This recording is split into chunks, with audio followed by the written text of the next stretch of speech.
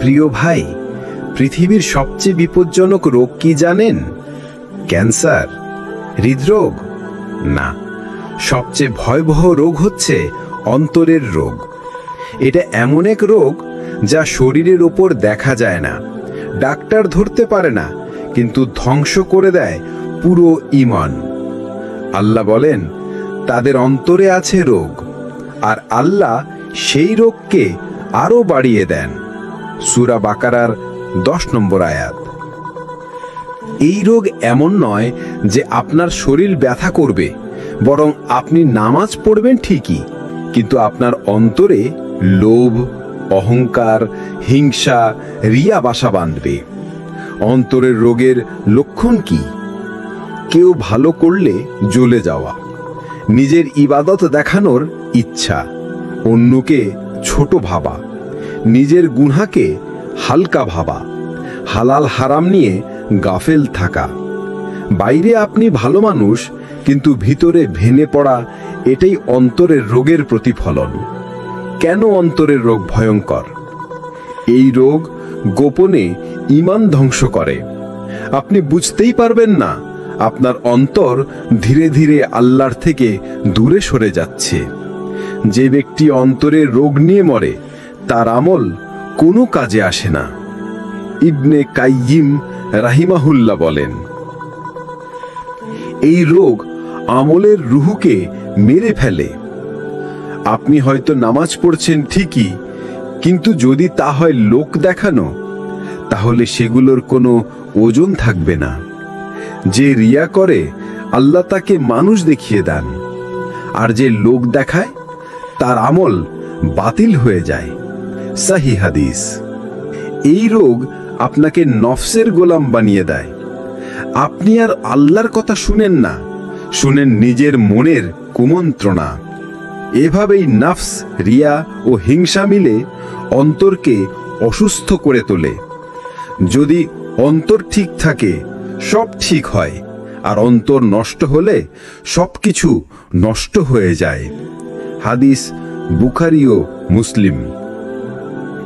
আজকে থেকে আমাদের জিজ্ঞেস করা উচিত, আমার অন্তর কেমন? গুনাহ শুধু চোখ দিয়ে হয় না, গুনাহ হয় অন্তরের মাধ্যমে। যখন আপনি কারো ভালো দেখে জ্বলে যান, কারো ইবাদতে হিংসা করেন, নিজেকে সবার উপরে ভাবেন, এই রোগগুলো নিয়ন্ত্রণ না করলে সব আমল, সব তওবা, সব দোয়া হয়ে যাবে অন্তঃসার শূন্য। আমরা নামাজ পড়ি, রোজা রাখি, সাদকা দেই, কিন্তু একটা ভয়ঙ্কর প্রশ্ন হলো, আমরা কার জন্য করি? আল্লাহর জন্য নাকি মানুষের জন্য? যদি আপনার ইবাদতের মধ্যে থাকে লোক দেখানো মনোভাব, তাহলে সেটাই রিয়া, যেটা আল্লাহর কাছে শিরকের মতো ভয়ঙ্কর। রাসূল সাল্লাল্লাহু আলাইহি ওয়াসাল্লাম বলেন, তোমাদের জন্য সবচেয়ে ভয় পাই এমন শিরক হলো রিয়া বা লোক দেখানো। এই রিয়া কিয়ামতের দিন মানুষের সব আমল বাতিল করে দেবে। সহিহ হাদিস, মুসলিম। আল্লাহ শুধু ইবাদত চান না, তিনি চান তার জন্য খাঁটি ইবাদত। রিয়া কিভাবে কাজ করে? আপনি নামাজ পড়ছেন, হঠাৎ কেউ দেখছে, আপনার খুশু বেড়ে যায়।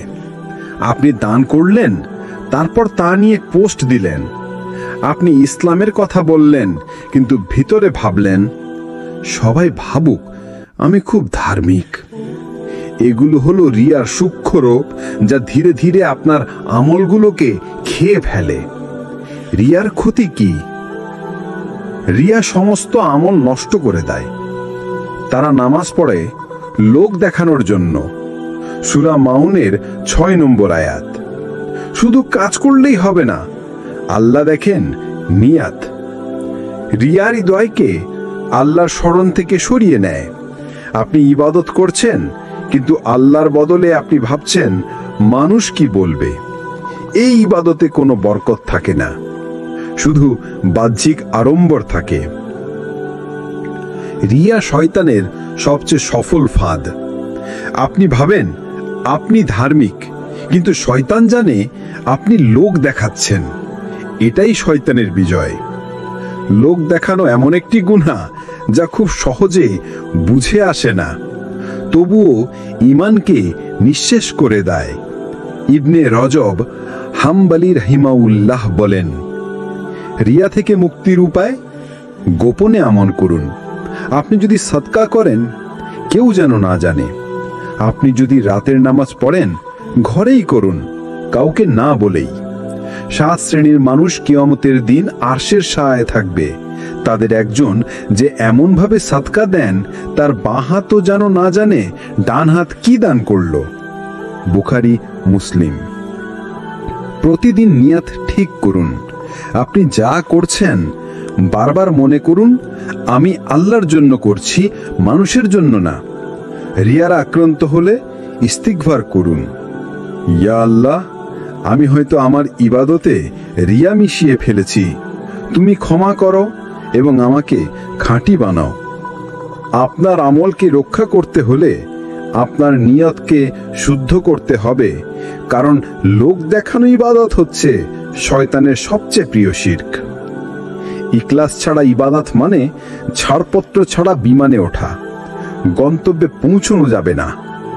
আমরা নামাজ পড়ি, রোজা রাখি, ইসলাম নিয়ে কথা বলি, তবুও যদি অন্যের ভালো দেখে অন্তরে জ্বালা উঠে, তাহলে সেটা হিংসা। হিংসা এমন এক গোপন আগুন যেটা প্রথমে পড়ায় অন্যের সাফল্যে আপনার অন্তরকে, তারপর ধীরে ধীরে পুড়িয়ে ফেলে আপনার ঈমান।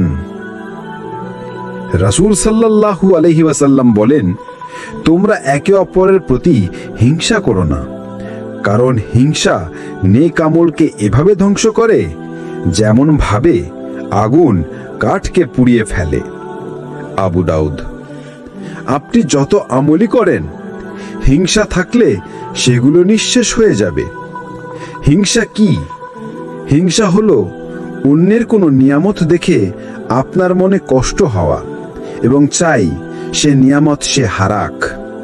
আপনি চুপ করে থাকলেও আল্লাহ জানেন আপনার অন্তরে কি আছে। হিংসার লক্ষণ কি কি? অন্যের সাফল্য দেখে মনের মধ্যে চাপা কষ্ট, কোনো ভালো সংবাদ শুনে মুখ গোমড়া হয়ে যাওয়া, মনে মনে বলা, ও কেন পেল, আমি কেন না?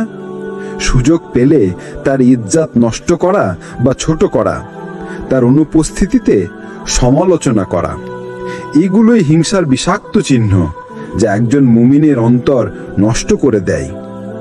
হিংসার ফল কি হয়? হিংসা ঈমান নষ্ট করে দেয়। তোমাদের কেউ পরিপূর্ণ মুমিন হতে পারবে না যতক্ষণ সে তার ভাইয়ের জন্য তাই কামনা করে যা সে নিজের জন্য কামনা করে। বুখারী, মুসলিম। যদি আপনি শুধু নিজের ভালো চান আর অন্যের ভালোতে জ্বলে যান, তাহলে আপনার ঈমান অপরিপূর্ণ। হিংসা আল্লাহর সিদ্ধান্তের বিরুদ্ধে বিদ্রোহ। যখন আপনি কারো নিয়ামতে হিংসা করেন, আপনি আসলে আল্লাহর কুদরতের বিরুদ্ধে দাঁড়ান। সে কেন পেল, মানে আপনি প্রশ্ন করছেন আল্লাহ কেন দিলেন। হিংসা নিজেকেই পুড়িয়ে দেয়। আপনি ভাবেন আপনি তার ক্ষতি করছেন, কিন্তু বাস্তবে আপনি কষ্ট পাচ্ছেন। আপনার মানসিক শান্তি নষ্ট হয়, আপনি সুখে থাকতে পারেন না, আর আপনি হারান আল্লাহর রহমত। হিংসা থেকে বাঁচার উপায়? নিজের নিয়ামতের প্রতি কৃতজ্ঞতা। তোমরা আমার নিয়ামতের শুকর করো, আমি তোমাদের আরো দেব। সূরা ইব্রাহিমের 7 নম্বর আয়াত।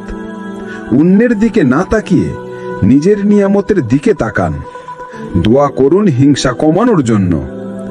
ইয়া আল্লাহ, আমাকে অন্তরের রোগ থেকে মুক্তি দিন, আমাকে কৃতজ্ঞ ও সদয় বানান। যাকে হিংসা করেন তার জন্য দোয়া করুন। আপনি হয়তো বলবেন, এটা কিভাবে সম্ভব? হ্যাঁ, কঠিন, কিন্তু নিশ্চিত মুক্তির উপায়। আপনি যদি তার জন্য দোয়া করেন, আল্লাহ আপনার অন্তর থেকে হিংসার আগুন নিভিয়ে দেবেন।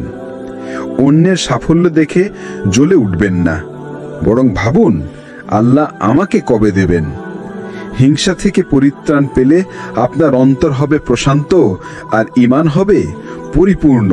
সব গুনাই ভয়ঙ্কর, কিন্তু একটা পাপ আছে যেটা ইবলিসকে জান্নাত থেকে বের করে দিয়েছে, সেটা অহংকার। না চুরি, না মদ, না ব্যভিচার, বরং আমি সেরা, আমি বড়, সে আমার সমান কি করে হয়, এই চিন্তাই তাকে লাঞ্ছিত করেছিল চিরজীবনের জন্য। আল্লাহ বলেন, আমি যখন আদমকে সেজদা করতে বললাম তখন ইবলিস অহংকার করল, অতএব সে কুফর করল এবং অহংকারীদের অন্তর্ভুক্ত হল। সূরা বাকারা 34। এখানেই অহংকারের ভয়াবহতা।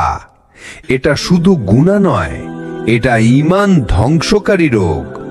অহংকার কিভাবে প্রকাশ পায়? মানুষকে তুচ্ছ ভাবা, নিজের ইবাদত বা জ্ঞান নিয়ে গর্ব করা, কাউকে সালাম না দেওয়া কারণ সে ছোট, পরামর্শ শুনতে অপমান বোধ করা, ভুল স্বীকার না করে তর্কে লিপ্ত হওয়া, এইসব আচরণ আসলে অন্তরের দম্ভ, যা আল্লাহ সবচেয়ে অপছন্দ করেন। অহংকারের ফল কি হয়? জান্নাতে প্রবেশ নিষিদ্ধ। যার অন্তরে সরিষা পরিমাণ অহংকার থাকবে, সে জান্নাতে প্রবেশ করতে পারবে না। সহিহ মুসলিম। একমাত্র দম্ভই এমন গুনাহ যা অল্প থাকলেও জান্নাত থেকে বঞ্চিত করে। মানুষ আপনাকে পরিত্যাগ করে। আপনি হয়তো নিজেকে বড় ভাবেন, কিন্তু মানুষ দূরে সরে যায় আপনার অহংকারে কষ্ট পেয়ে। আল্লাহ যাকে নিচে নামান, তাকে কেউ উঠাতে পারে না। ইবনে রজব রাহি। আল্লাহ নিজেই অহংকারীদের অপছন্দ করেন।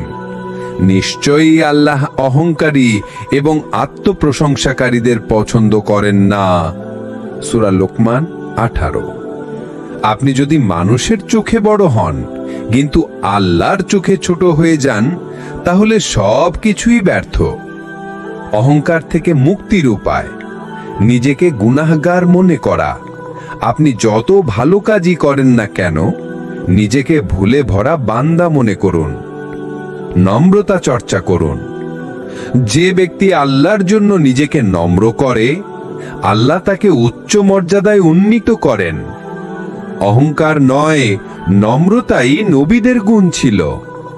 সব সময় বলুন, সব ভালো আল্লাহর পক্ষ থেকে। কোনো প্রশংসা এলে বলুন, আলহামদুলিল্লাহ, এটা আল্লাহর রহমত। এই বাক্য আপনার অন্তরের অহংকারকে ভেঙে দেবে ইনশাআল্লাহ। ইবলিস জান্নাত হারিয়েছিল অহংকারের কারণে। আমরা যেন তা ফিরে পেতে না চাই একই পথে। জ্ঞান, ইবাদত, অবস্থান সবই যদি আপনাকে অহংকারী করে তোলে, তাহলে সেটা আপনাকে জান্নাতের কাছ থেকে দূরে নিয়ে যাচ্ছে। এই দুনিয়ায় আমাদের সবচেয়ে বড় শত্রু কে জানেন? না, সেটা দুনিয়া নয়, শয়তানও নয় সর্বদা। সবচেয়ে বড় শত্রু হচ্ছে আমার নিজের নফস। সেই নফস যে বলে, আরে এখনই তো সময়, আল্লাহ গফুরুর রহিম, পরে তওবা করব। সেই নফস যে আমাকে ভুলে ভুলে নিয়ে যায়, অথচ আমি ভাবি আমি ঠিকই আছি। আল্লাহ বলেন, নিশ্চয়ই নফস বারবার মন্দ কাজের নির্দেশ দেয়, তবে যার প্রতি আমার রব দয়া করেন সেই ব্যতিক্রম। সূরা ইউসুফ 53। এই নফসই আপনাকে নামাজ থেকে সরিয়ে দেয়, গুনাহকে হালকা মনে করায়, রিয়ার পথে ঠেলে দেয়। নফসের কুমন্ত্রণার ধরনগুলো কি কি? নিজেকে ভালো বানিয়ে উপস্থাপন করা। আপনি ভাবেন, আমি তো আলহামদুলিল্লাহ ঠিকই আছি, আমার কিছুই হয় না। এই আত্মতুষ্টি হলো ধ্বংসের শুরু। গুনাহকে স্বাভাবিক করে তোলা। একটু দেখলাম, কিছুই তো না, সামান্য কথা বলেছি, কেউ মরেনি। এই ভাবনাগুলোই নফসের ফাঁদ। পরে ঠিক করে নেব, এই আত্মবিশ্বাসে পাপ করা। আপনি বললেন, আল্লাহ তো ক্ষমাশীল। এই বিশ্বাসে আপনি পাপ করতে থাকেন, কিন্তু কে জানে আপনি তওবার সময় পাবেন কিনা। তারা পরিকল্পনা করে আর আল্লাহও পরিকল্পনা করেন, আর আল্লাহ হচ্ছেন সেরা পরিকল্পনাকারী। সূরা আলে ইমরান ৫৪। অন্তরের জিহাদ মানে কি? এটা সেই যুদ্ধ যেখানে আপনি লড়ছেন নিজের খেয়াল, শখ, কামনা, অলসতা আর অহংকারের বিরুদ্ধে। আপনি হয়তো ময়দানে যুদ্ধে যাননি, কিন্তু আপনি যদি নিজেকে নিয়ন্ত্রণ করেন তাহলে আপনি প্রতিদিন জিহাদুল আকবার করছেন। নফসকে পরাজিত করার উপায়: নিয়মিত আত্মসমালোচনা, মুহাসেবা। হিসাব হওয়ার আগে নিজের হিসাব করুন। ওমর রাদিয়াল্লাহু তাআলা। প্রতিদিন নিজের কাছে প্রশ্ন করুন, আজ আমি আল্লাহকে কতটা সন্তুষ্ট করলাম? আমার অন্তর কতটা বিশুদ্ধ? নফস ভাঙ্গার জন্য ইবাদতে কষ্ট সহ্য করুন। তাহাজ্জুদ, নফল রোজা, সাদকা, এই সব ইবাদত নফসের পছন্দ না, কিন্তু এগুলোই আপনাকে গড়ে তোলে। কোরআন ও দোয়ার মাধ্যমে অন্তরকে আলোকিত করুন। অন্তরের জিহাদ জয় করতে হলে প্রতিদিন কোরআনের সাথে সময় কাটাতে হবে। নিশ্চয়ই কোরআন মুমিনদের জন্য শিফা এবং রহমত। সূরা ইসরা ৮২। আপনার আসল শত্রু বাইরে নয়, সেটা আপনার ভিতরে। নফসকে জিততে দিলে আপনি হেরে যাবেন, আর যদি আপনি নফসের উপর জিতেন তাহলে আপনি আল্লাহর কাছে বিজয়ী বান্দা। সব ইবাদতের ভেতরের প্রাণ কি? নামাজ, রোজা, হজ, দান, সব কিছুর ভিত্তি কি? উত্তর একটাই, ইখলাস। অর্থাৎ আল্লাহর সন্তুষ্টি ছাড়া আর কোনো উদ্দেশ্য না থাকা। আপনি যদি এক ফোঁটা পানি দেন শুধু আল্লাহর জন্য, তা ওজনদার হতে পারে, আর আপনি যদি লাখ টাকা দেন লোক দেখানোর জন্য, তা মূল্যহীন হয়ে যায়। আল্লাহ বলেন, তাদেরকে আদেশ দেওয়া হয়েছিল শুধু এটার জন্য যে তারা যেন খাঁটি ভাবে আল্লাহর ইবাদত করে। সূরা বাইয়িনা ৫। ইখলাস ছাড়া কোনো আমলই আল্লাহ কবুল করেন না। ইখলাস কিভাবে বোঝা যায়? আপনি একা থাকলেও ইবাদত করেন, কেউ না জানলেও আপনি সেজদায় যান। আপনার চোখে শুধু আল্লাহ, লোক নয়। কেউ প্রশংসা না করলেও আপনি নিরবচ্ছিন্ন থাকেন। এই গুণই আপনাকে আল্লাহর কাছে প্রিয় বানায়। ইখলাসের ৩টি রূপ: গোপন ইবাদত, গোপন সম্পর্কের নিদর্শন। তাহাজ্জুদ, দান, কান্না, কেউ দেখে না, শুধু আপনি আর আপনার রব জানেন। যে দান করে এমন ভাবে যে তার বাম হাতও জানে না ডান হাত কি দান করলো, সে কিয়ামতে আরশের ছায়ায় থাকবে। বুখারী ও মুসলিম। প্রশংসায় আনন্দ না হওয়া, সমালোচনায় হতাশ না হওয়া। মানুষ কি বলল তাতে আপনার ইবাদতের কোনো পরিবর্তন হয় না, কারণ আপনি তো করছিলেন আল্লাহর জন্য। সফলতা না পেলেও ইবাদত চালিয়ে যাওয়া। আপনি দোয়া করেছেন, ফল পাননি, তবু ইবাদত থেকে সরে যাননি, কারণ আপনি চেয়েছেন শুধু আল্লাহর সন্তুষ্টি। ইখলাসের ফজিলত: একটা খাঁটি কাজই জান্নাতের কারণ হতে পারে। একবার একজন ব্যক্তি কুকুরকে পানি পান করায়। আল্লাহ তার এই খাঁটি কাজ দেখে তাকে জান্নাত দিলেন। বুখারী। কারণ কাজটি ছিল নিঃস্বার্থ, খাঁটি, অদ্বিতীয়। ইখলাসওয়ালা দোয়া কখনো ফেলে দেওয়া হয় না। এমন দোয়া আসমান চিরে আরশে পৌঁছে যায়, কারণ সেই ছিল অন্তরের গভীর থেকে আসা। ইখলাস মানুষকে আল্লাহর ঘনিষ্ঠ বানায়। আল্লাহর ওলিরা সেই সব বান্দা যারা লোক থেকে লুকিয়ে শুধু তার সন্তুষ্টির জন্য জীবন কাটায়। ইবনে কাইয়্যিম রাহি। আমল বড় না, আমলের পিছনে নিয়াত বড়। আপনি আজ যা করছেন তা কি শুধু আল্লাহর জন্য, নাকি মানুষ দেখছে এই চিন্তা মাথায় আছে? ইখলাস আনা মানে নিজেকে লুকানো নয়, বরং নিজেকে শুধরে নেওয়া। যদি হৃদয়ে আগুন জ্বলে গুনাহের ঘন কুয়াশায় ঢেকে যায় আত্মা। রিয়া, হিংসা, অহংকার আর শয়তানের ফাঁদে আটকান মন। তখন একটিই রাস্তা, তাওবা ও তাজকিয়া, আত্মশুদ্ধি। আল্লাহ বলেন, নিশ্চয় সফল হলো সেই ব্যক্তি যে নিজের নফসকে পরিশুদ্ধ করল। সূরা আশ-শামস 9 নম্বর আয়াত।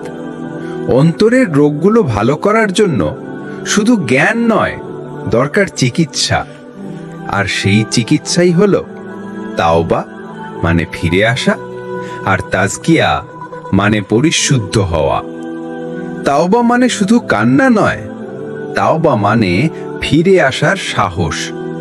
গুনাহের পর কষ্টবোধ করা, লজ্জা পাওয়া, ভবিষ্যতে না করার প্রতিজ্ঞা এবং আল্লাহর কাছে ফিরে আসা। হে ঈমানদারগণ, তোমরা আল্লাহর কাছে বিশুদ্ধ তাওবা করো। সূরা তাহরিম 8 নম্বর আয়াত। বিশুদ্ধ তাওবা মানে ভিতরের দুনিয়াকে পরিবর্তন করা। তাজকিয়া মানে কি? এটি একটি প্রক্রিয়া যার মাধ্যমে অন্তর হয় পরিশুদ্ধ, গুনাহের আগুন নিভে যায় আর আত্মা পায় প্রশান্তি। যে ব্যক্তি অন্তরকে পবিত্র করল সে সফল। সূরা আল আলা 14 নম্বর আয়াত। তাজকিয়া করার রাসূলি উপায়: নিয়মিত তাওবা ও ইস্তিগফার। রাসূল সাল্লাল্লাহু আলাইহি ওয়াসাল্লাম প্রতিদিন 70 থেকে 100 বার ইস্তিগফার করতেন। আমরা কতবার করি? আমি প্রতিদিন 70 বারের বেশি তাওবা করি। বুখারী। নফল ইবাদত, রুহানিয়ত বাড়ায়। তাহাজ্জুদ, রোজা, কুরআন তিলাওয়াত, এই আমলগুলো আত্মাকে পরিশুদ্ধ করে।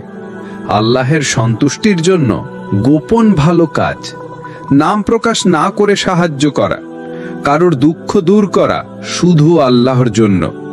এইসব কাজ অন্তরের কালিমা দূর করে, ইখলাস গড়ে তোলে।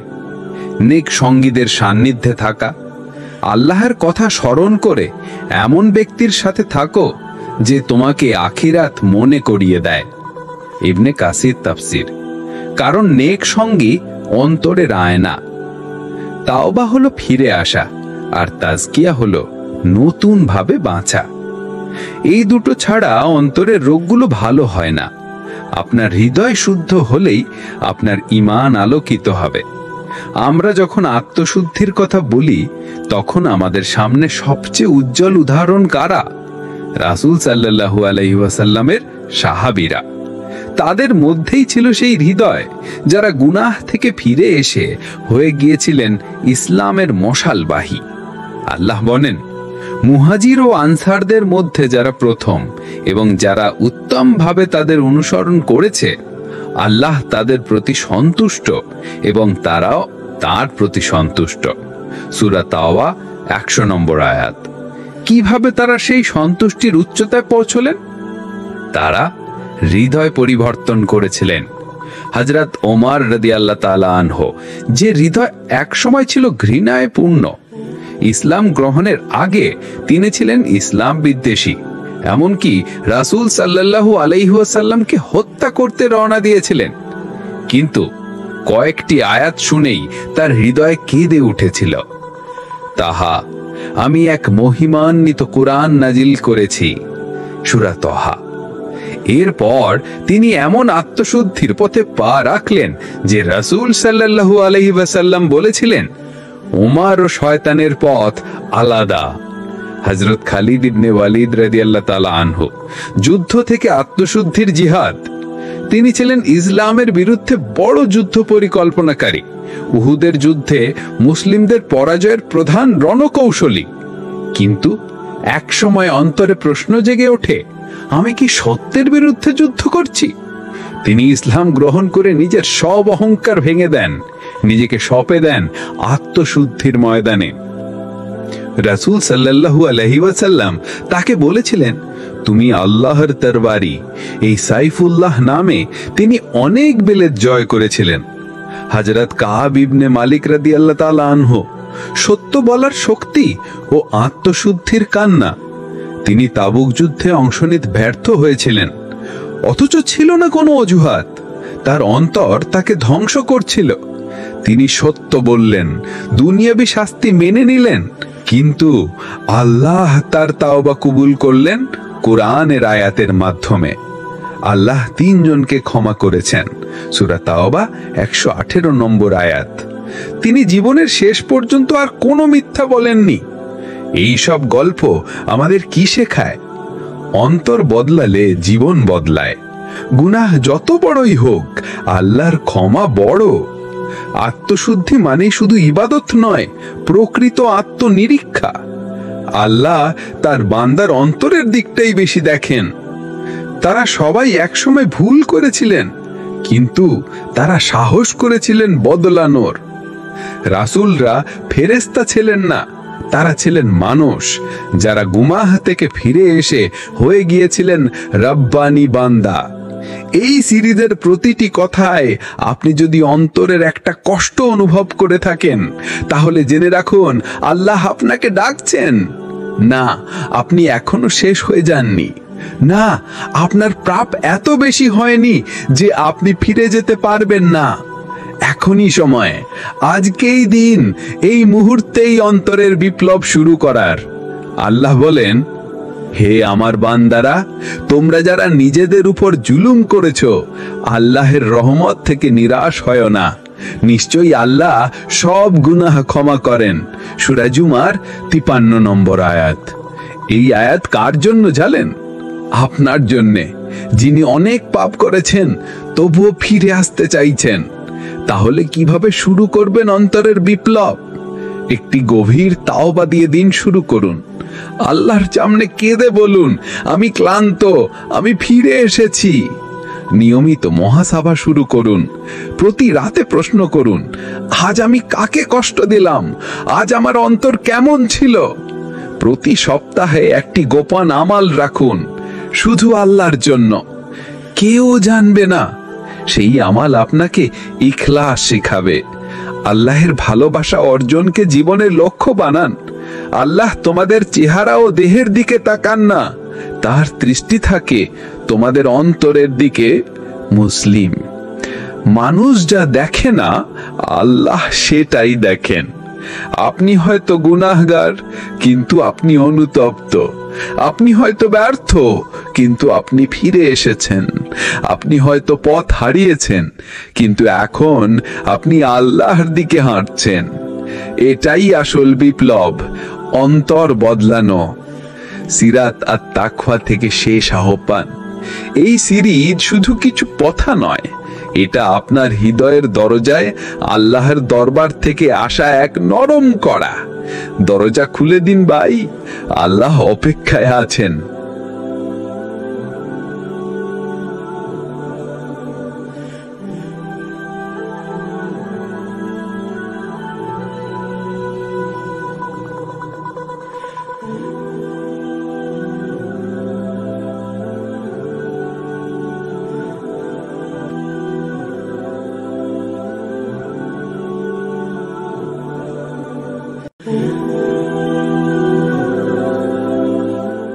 প্রিয় ভাই, পৃথিবীর সবচেয়ে বিপজ্জনক রোগ কি জানেন? ক্যান্সার? হৃদরোগ? না, সবচেয়ে ভয়াবহ রোগ হচ্ছে অন্তরের রোগ। এটা এমন এক রোগ যা শরীরের ওপর দেখা যায় না, ডাক্তার ধরতে পারে না, কিন্তু ধ্বংস করে দেয় পুরো ঈমান। আল্লাহ বলেন, তাদের অন্তরে আছে রোগ, আর আল্লাহ সেই রোগকে আরো বাড়িয়ে দেন। সূরা বাকারার 10 নম্বর আয়াত। এই রোগ এমন নয় যে আপনার শরীর ব্যথা করবে, বরং আপনি নামাজ পড়বেন ঠিকই, কিন্তু আপনার অন্তরে লোভ, অহংকার, হিংসা, রিয়া বাসা বাঁধবে। অন্তরের রোগের লক্ষণ কি? কেউ ভালো করলে জ্বলে যাওয়া, নিজের ইবাদত দেখানোর ইচ্ছা, অন্যকে ছোট ভাবা, নিজের গুনাহকে হালকা ভাবা, হালাল হারাম নিয়ে গাফেল থাকা। বাইরে আপনি ভালো মানুষ, কিন্তু ভিতরে ভেঙে পড়া, এটাই অন্তরের রোগের প্রতিফলন। কেন অন্তরের রোগ ভয়ঙ্কর? এই রোগ গোপনে ঈমান ধ্বংস করে। আপনি বুঝতেই পারবেন না, আপনার অন্তর ধীরে ধীরে আল্লাহর থেকে দূরে সরে যাচ্ছে। যে ব্যক্তি অন্তরের রোগ নিয়ে মরে তার আমল কোনো কাজে আসে না। ইবনে কাইয়িম রাহিমাহুল্লাহ বলেন, এই রোগ আমলের রুহকে মেরে ফেলে।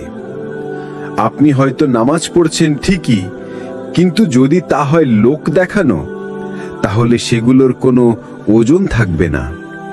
যে রিয়া করে আল্লাহ তাকে মানুষ দেখিয়ে দেন, আর যে লোক দেখায় তার আমল বাতিল হয়ে যায়। সহিহ হাদিস। এই রোগ আপনাকে নফসের গোলাম বানিয়ে দেয়। আপনি আর আল্লাহর কথা শুনেন না, শুনেন নিজের মনের কুমন্ত্রণা। এভাবেই নফস, রিয়া ও হিংসা মিলে অন্তরকে অসুস্থ করে তোলে। যদি অন্তর ঠিক থাকে সব ঠিক হয়, আর অন্তর নষ্ট হলে সবকিছু নষ্ট হয়ে যায়। হাদিস বুখারী ও মুসলিম। আজকে থেকে আমাদের জিজ্ঞেস করা উচিত, আমার অন্তর কেমন? গুনাহ শুধু চোখ দিয়ে হয় না, গুনাহ হয় অন্তরের মাধ্যমে। যখন আপনি কারো ভালো দেখে জ্বলে যান, কারো ইবাদতে হিংসা করেন, নিজেকে সবার উপরে ভাবেন, এই রোগগুলো নিয়ন্ত্রণ না করলে সব আমল, সব তওবা, সব দোয়া হয়ে যাবে অন্তঃসার শূন্য। আমরা নামাজ পড়ি, রোজা রাখি, সদকা দেই, কিন্তু একটা ভয়ঙ্কর প্রশ্ন হলো, আমরা কার জন্য করি? আল্লাহর জন্য নাকি মানুষের জন্য? যদি আপনার ইবাদতের মধ্যে থাকে লোক দেখানো মনোভাব, তাহলে সেটাই রিয়া, যেটা আল্লাহর কাছে শিরকের মতো ভয়ঙ্কর। রাসূল সাল্লাল্লাহু আলাইহি ওয়াসাল্লাম বলেন, তোমাদের জন্য সবচেয়ে ভয় পাই এমন শিরক হলো রিয়া বা লোক দেখানো। এই রিয়া কিয়ামতের দিন মানুষের সব আমল বাতিল করে দেবে। সহিহ হাদিস, মুসলিম। আল্লাহ শুধু ইবাদত চান না, তিনি চান তার জন্য খাঁটি ইবাদত। রিয়া কিভাবে কাজ করে? আপনি নামাজ পড়ছেন, হঠাৎ কেউ দেখছে, আপনার খুশু বেড়ে যায়। আপনি দান করলেন, তারপর তা নিয়ে পোস্ট দিলেন। আপনি ইসলামের কথা বললেন, কিন্তু ভিতরে ভাবলেন, সবাই ভাবুক আমি খুব ধার্মিক। এগুলো হলো রিয়ার সূক্ষ্ম রূপ, যা ধীরে ধীরে আপনার আমলগুলোকে খেয়ে ফেলে। রিয়ার ক্ষতি কি? রিয়া সমস্ত আমল নষ্ট করে দেয়। তারা নামাজ পড়ে লোক দেখানোর জন্য। সূরা মাউনের 6 নম্বর আয়াত। শুধু কাজ করলেই হবে না, আল্লাহ দেখেন নিয়াত। রিয়ার হৃদয়কে আল্লাহর স্মরণ থেকে সরিয়ে নেয়। আপনি ইবাদত করছেন, কিন্তু আল্লাহর বদলে আপনি ভাবছেন মানুষ কি বলবে। এই ইবাদতে কোনো বরকত থাকে না, শুধু বাহ্যিক আড়ম্বর থাকে। রিয়া শয়তানের সবচেয়ে সফল ফাঁদ। আপনি ভাবেন আপনি ধার্মিক, কিন্তু শয়তান জানে আপনি লোক দেখাচ্ছেন। এটাই শয়তানের বিজয়। লোক দেখানো এমন একটি গুনাহ যা খুব সহজে বুঝে আসে না, তবুও ঈমানকে নিঃশেষ করে দেয়। ইবনে রজব হাম্বলী রাহিমাহুল্লাহ বলেন, রিয়া থেকে মুক্তির উপায় গোপনে আমল করুন। আপনি যদি সদকা করেন, কেউ যেন না জানে। আপনি যদি রাতের নামাজ পড়েন, ঘরেই করুন, কাউকে না বলেই। 7 শ্রেণীর মানুষ কিয়ামতের দিন আরশের ছায়ায় থাকবে। তাদের একজন যে এমনভাবে সদকা দেন, তার বাঁ হাতও যেন না জানে ডান হাত কি দান করল। বুখারী, মুসলিম। প্রতিদিন নিয়ত ঠিক করুন। আপনি যা করছেন বারবার মনে করুন, আমি আল্লাহর জন্য করছি, মানুষের জন্য না। রিয়ার আক্রান্ত হলে ইস্তিগফার করুন, ইয়া আল্লাহ, আমি হয়তো আমার ইবাদতে রিয়া মিশিয়ে ফেলেছি, তুমি ক্ষমা করো এবং আমাকে খাঁটি বানাও।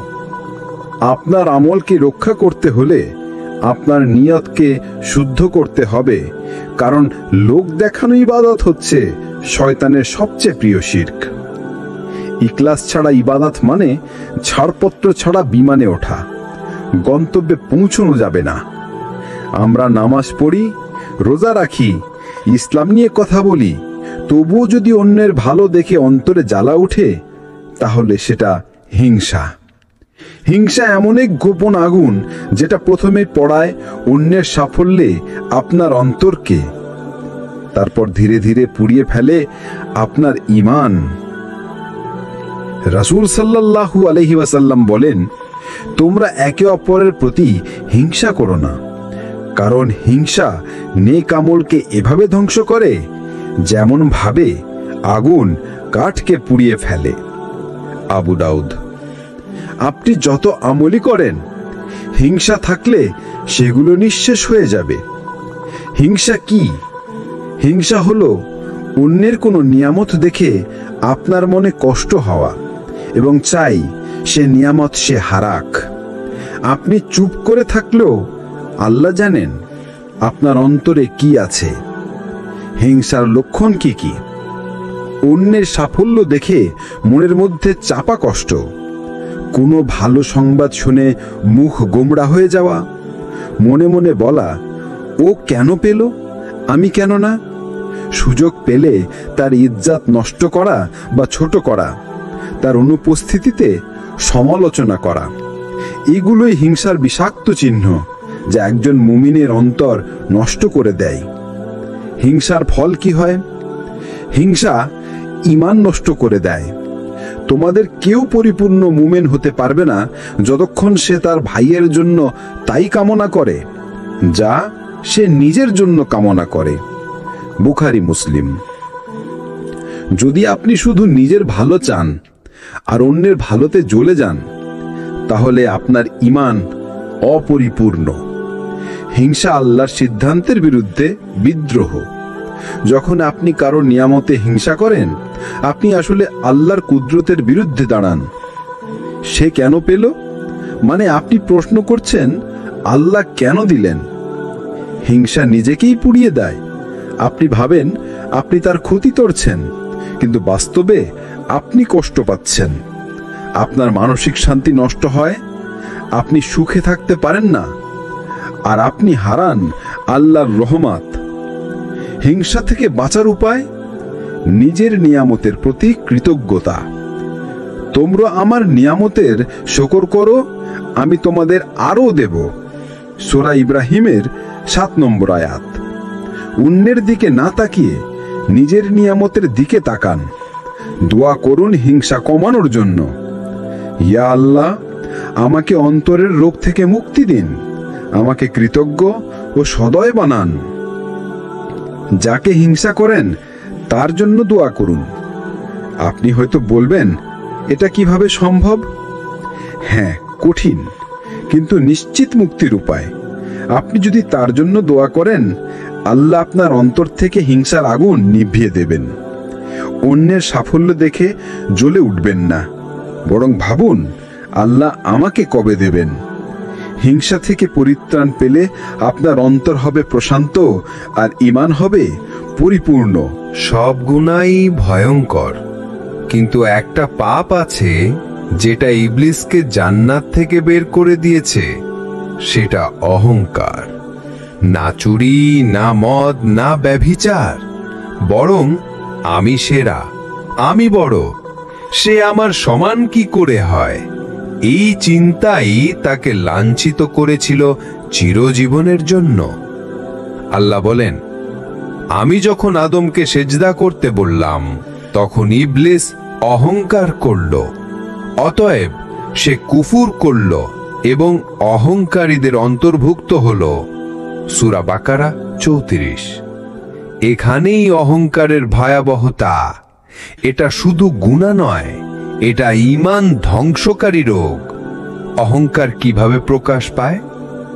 মানুষকে তুচ্ছ ভাবা, নিজের ইবাদত বা জ্ঞান নিয়ে গর্ব করা, কাউকে সালাম না দেওয়া কারণ সে ছোট, পরামর্শ শুনতে অপমান বোধ করা, ভুল স্বীকার না করে তর্কে লিপ্ত হওয়া, এইসব আচরণ আসলে অন্তরের দম্ভ, যা আল্লাহ সবচেয়ে অপছন্দ করেন। অহংকারের ফল কি হয়? জান্নাতে প্রবেশ নিষিদ্ধ। যার অন্তরে সরিষা পরিমাণ অহংকার থাকবে সে জান্নাতে প্রবেশ করতে পারবে না। সহিহ মুসলিম। একমাত্র দম্ভই এমন গুনাহ যা অল্প থাকলেও জান্নাত থেকে বঞ্চিত করে। মানুষ আপনাকে পরিত্যাগ করে। আপনি হয়তো নিজেকে বড় ভাবেন, কিন্তু মানুষ দূরে সরে যায় আপনার অহংকারে কষ্ট পেয়ে। আল্লাহ যাকে নিচে নামান তাকে কেউ উঠাতে পারে না। ইবনে রজব রাহি। আল্লাহ নিজেই অহংকারীদের অপছন্দ করেন। নিশ্চয়ই আল্লাহ অহংকারী এবং আত্মপ্রশংসাকারীদের পছন্দ করেন না। সূরা লোকমান 18। আপনি যদি মানুষের চোখে বড় হন কিন্তু আল্লাহর চোখে ছোট হয়ে যান, তাহলে সব কিছুই ব্যর্থ। অহংকার থেকে মুক্তির উপায় নিজেকে গুনাহগার মনে করা। আপনি যত ভালো কাজই করেন না কেন, নিজেকে ভুলে ভরা বান্দা মনে করুন। নম্রতা চর্চা করুন। যে ব্যক্তি আল্লাহর জন্য নিজেকে নম্র করে, আল্লাহ তাকে উচ্চ মর্যাদায় উন্নীত করেন। অহংকার নয়, নম্রতাই নবীদের গুণ ছিল। সব সময় বলুন, সব ভালো আল্লাহর পক্ষ থেকে। কোনো প্রশংসা এলে বলুন, আলহামদুলিল্লাহ, এটা আল্লাহর রহমত। এই বাক্য আপনার অন্তরের অহংকারকে ভেঙে দেবে ইনশাআল্লাহ। ইবলিস জান্নাত হারিয়েছিল অহংকারের কারণে। আমরা যেন তা ফিরে পেতে না চাই একই পথে। জ্ঞান, ইবাদত, অবস্থান সবই যদি আপনাকে অহংকারী করে তোলে, তাহলে সেটা আপনাকে জান্নাতের কাছ থেকে দূরে নিয়ে যাচ্ছে। এই দুনিয়ায় আমাদের সবচেয়ে বড় শত্রু কে জানেন? না, সেটা দুনিয়া নয়, শয়তানও নয় সর্বদা। সবচেয়ে বড় শত্রু হচ্ছে আমার নিজের নফস। সেই নফস যে বলে, আরে এখনই তো সময়, আল্লাহ গফুরুর রহিম, পরে তওবা করব। সেই নফস যে আমাকে ভুলে ভুলে নিয়ে যায়, অথচ আমি ভাবি আমি ঠিকই আছি।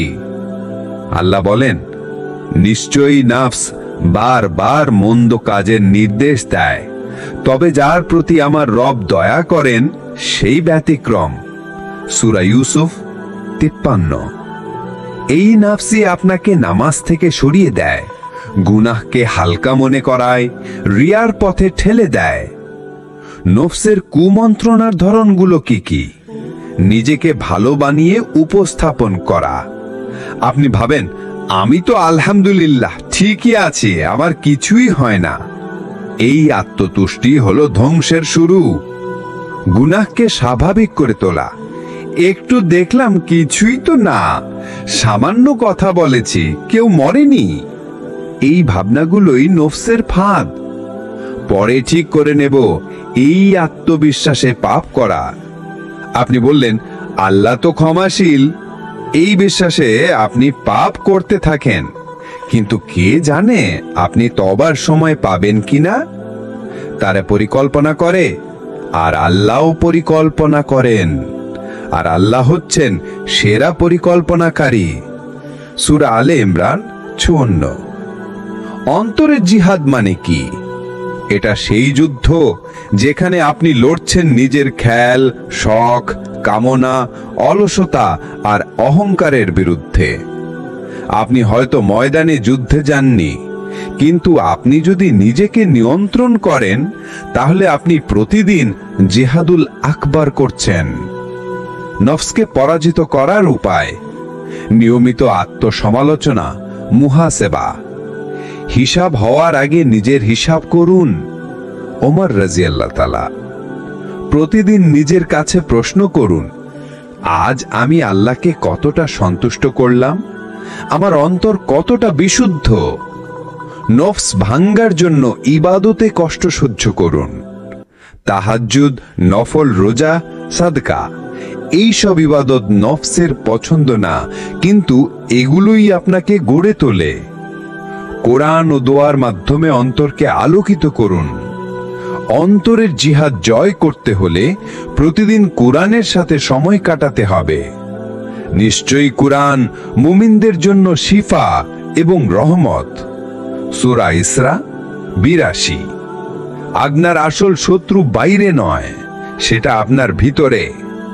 নফসকে জিততে দিলে আপনি হেরে যাবেন, আর যদি আপনি নফসের উপর জিতেন তাহলে আপনি আল্লাহর কাছে বিজয়ী বান্দা।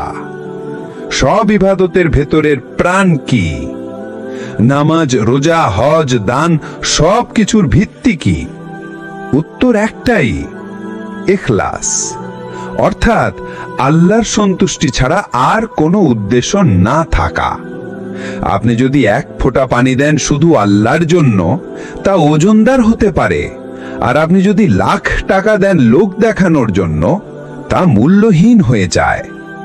আল্লাহ বলেন, তাদেরকে আদেশ দেওয়া হয়েছিল শুধু এটার জন্য যে তারা যেন খাঁটি ভাবে আল্লাহর ইবাদত করে। সূরা বাইয়িনা ৫।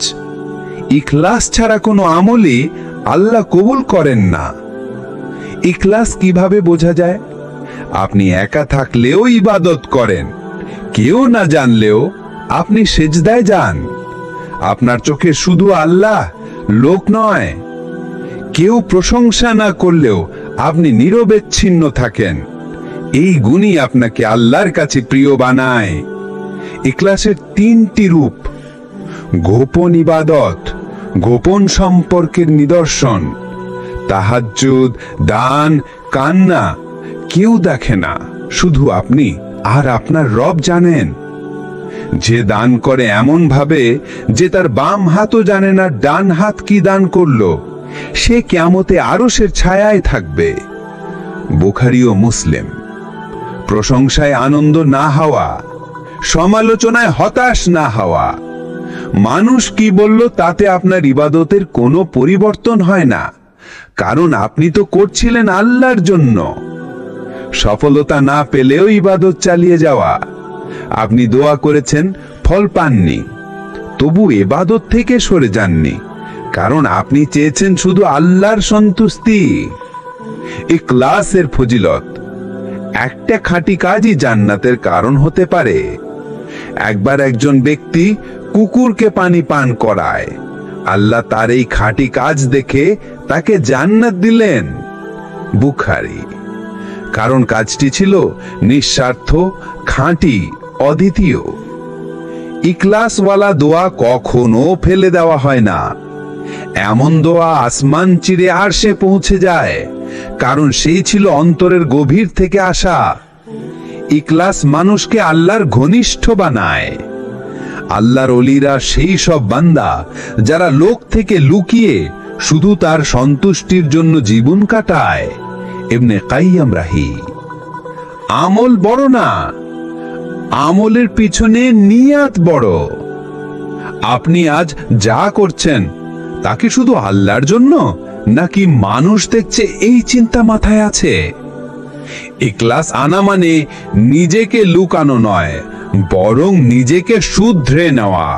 যদি হৃদয়ে আগুন জ্বলে, গুনাহের ঘন কুয়াশায় ঢেকে যায় আত্মা, রিয়া, হিংসা, অহংকার আর শয়তানের ফাঁদে আটকান মন, তখন একটিই রাস্তা, তাওবা ও তাজকিয়া, আত্মশুদ্ধি। আল্লাহ বলেন, নিশ্চয় সফল হলো সেই ব্যক্তি যে নিজের নফসকে পরিশুদ্ধ করল। সূরা আশ-শামস ৯ নম্বর আয়াত। অন্তরের রোগগুলো ভালো করার জন্য শুধু জ্ঞান নয়, দরকার চিকিৎসা। আর সেই চিকিৎসাই হলো তাওবা মানে ফিরে আসা, আর তাজকিয়া মানে পরিশুদ্ধ হওয়া। তাওবা মানে শুধু কান্না নয়, তাওবা মানে ফিরে আসার সাহস। গুনাহের পর কষ্টবোধ করা, লজ্জা পাওয়া, ভবিষ্যতে না করার প্রতিজ্ঞা এবং আল্লাহর কাছে ফিরে আসা। হে ঈমানদারগণ, তোমরা আল্লাহর কাছে বিশুদ্ধ তাওবা করো। সূরা তাহরিম ৮ নম্বর আয়াত। বিশুদ্ধ তাওবা মানে ভিতরের দুনিয়াকে পরিবর্তন করা। তাজকিয়া মানে কি? এটি একটি প্রক্রিয়া যার মাধ্যমে অন্তর হয় পরিশুদ্ধ, গুনাহের আগুন নিভে যায় আর আত্মা পায় প্রশান্তি। যে ব্যক্তি অন্তরকে পবিত্র করল সে সফল। সূরা আল আলা 14 নম্বর আয়াত। তাজকিয়া করার রাসূলি উপায়: নিয়মিত তাওবা ও ইস্তিগফার। রাসূল সাল্লাল্লাহু আলাইহি ওয়াসাল্লাম প্রতিদিন 70 থেকে 100 বার ইস্তিগফার করতেন।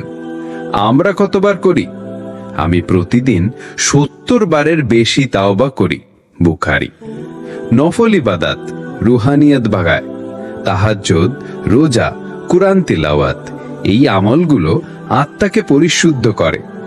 আল্লাহের সন্তুষ্টির জন্য গোপন ভালো কাজ, নাম প্রকাশ না করে সাহায্য করা, কারোর দুঃখ দূর করা শুধু আল্লাহর জন্য, এইসব কাজ অন্তরের কালিমা দূর করে, ইখলাস গড়ে তোলে। নেক সঙ্গীদের সান্নিধ্যে থাকা, আল্লাহর কথা স্মরণ করে এমন ব্যক্তির সাথে থাকো যে তোমাকে আখিরাত মনে করিয়ে দেয়। ইবনে কাসির তাফসির। কারণ নেক সঙ্গী অন্তরের আয়না। তাওবা হলো ফিরে আসা, আর তাজকিয়া হলো নতুন ভাবে বাঁচা। এই দুটো ছাড়া অন্তরের রোগগুলো ভালো হয় না। আপনার হৃদয় শুদ্ধ হলেই আপনার ঈমান আলোকিত হবে। আমরা যখন আত্মশুদ্ধির কথা বলি তখন আমাদের সামনে সবচেয়ে উজ্জ্বল উদাহরণ কারা? রাসূল সাল্লাল্লাহু আলাইহি ওয়াসাল্লামের সাহাবীরা। তাদের মধ্যেই ছিল সেই হৃদয় যারা গুনাহ থেকে ফিরে এসে হয়ে গিয়েছিলেন ইসলামের মশালবাহী। আল্লাহ বলেন, মুহাজির ও আনসারদের মধ্যে যারা প্রথম এবং যারা উত্তমভাবে তাদের অনুসরণ করেছে, আল্লাহ তাদের প্রতি সন্তুষ্ট এবং তারাও তার প্রতি সন্তুষ্ট। সূরা তাওবা 100 নম্বর আয়াত। কিভাবে তারা সেই সন্তুষ্টির উচ্চতায় পৌঁছলেন? তারা হৃদয় পরিবর্তন করেছিলেন। হযরত ওমর রাদিয়াল্লাহু তাআলা আনহু, যে হৃদয় একসময় ছিল ঘৃণায় পূর্ণ, ইসলাম গ্রহণের আগে তিনি ছিলেন ইসলাম বিদ্বেষী।